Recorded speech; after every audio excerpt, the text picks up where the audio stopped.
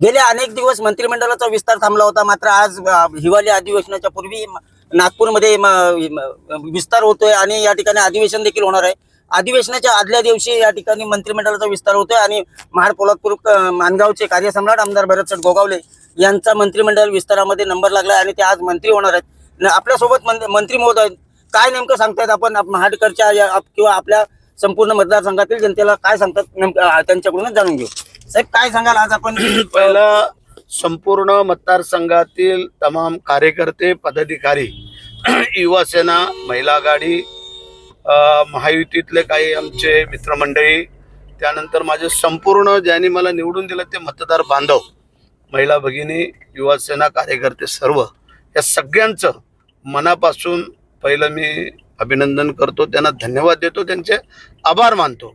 जर त्यांनी मला चौथ्यांदा निवडून दिलं नसतं तर मग मी आजच्या ह्या मंत्रिमंडळाच्या शपथविधीला आमदार म्हणून इथे उपस्थित राहू शकलो नसतो।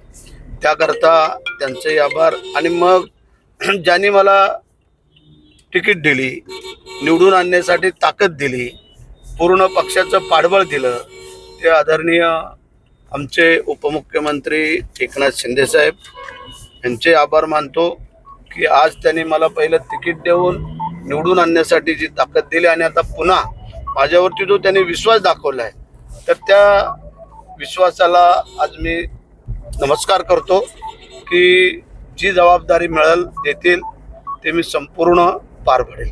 आमदार साहेब, आपल्याला कॅबिनेट मंत्रीपद मिळेल अशी अपेक्षा आहे का? असं आहे, कारण सिनियर मोस्ट चौथी वेळ माझी आहे आणि चौथ्या वेळेच्या ह्याच्यामध्ये मागच्या वेळेलाच मला मंत्रिपद साहेबांनी तयार केलं होतं, परंतु काही कारणास्तव आम्ही थांबलो आणि त्याची हे आज स्वतः साहेबांनी मला जबाबदारी देत आहेत, ते कॅबिनेट मंत्री म्हणूनच देतील। वारंवार आपल्यावरती कोर्ट म्हणून मीडियामधून आपल्याला कोर्ट घालणार कधी अशा उपमा ज्या देत होते, त्यांना आज आपल्या या मार्फत आपण जे मंत्रिमंडळाची शपथ घेऊन कुठेतरी आज कोर्ट घातला जाईल असं तुम्हाला वाटतंय ना? विरोधक हे विरोधकांचं काम करत होते, परंतु आम्ही कधी चलबिचल झालो नाही किंवा आम्ही कधी कोणाला वेडवाकडं बोललो नाही। आम्ही सबुरीचा सल्ला घेतला आणि आम्ही आमचं काम करत राहिलो आणि काम करून आम्हाला पुन्हा एकदा जनतेने निवडून दिलं आणि त्याच्याकरता मी विरोधकांना पण धन्यवाद देईल, कारण ते वारंवार जे काही डिवचत होते, चिडवत होते, त्याच्याने मी आणखीन चांगलं काम करू शकलो आणि चांगल्या मताने। कारण महाडचा आत्तापर्यंत इतिहास होता की चौथ्या वेळेला कोण आमदार होत नाही, 3-3 वेळेला आमदार झाले काही मंडळी, परंतु चौथ्या वेळेला होत नाहीत।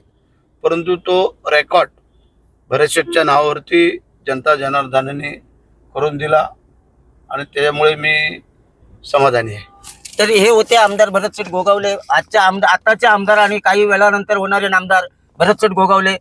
काही दिवसांपूर्वी या ठिकाणी जर पाहायला गेला तर महाड पोलादपूर मानगावमध्ये पहिलं मंत्रिपद येऊन गेलं, मात्र ते राज्यमंत्रीपद होतं। मात्र आता आमदार भरतशेठ गोगावले हे कॅबिनेट मंत्रिपद मिळणार आहे आणि हा महाडकरांसाठी आणि संपूर्ण महाड मतदारसंघासाठी एक मोठा हे मानला जातोय।